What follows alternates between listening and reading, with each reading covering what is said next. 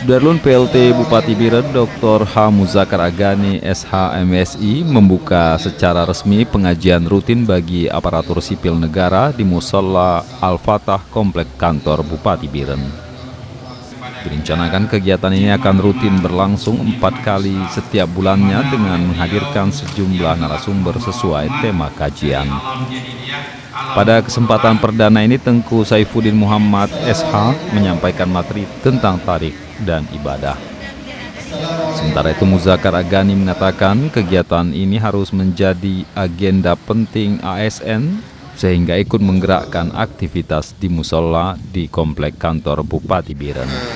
Seluruh ASN, materi yang diberikan masalah tarik, sejarah Islam, masalah fikih, dan tafsir Al-Quran sebulan kita laksanakan akan menambah ilmu pengetahuan para pegawai dalam berinteraksi. Dari Biren, Yusmandin Idris, Serambi On TV.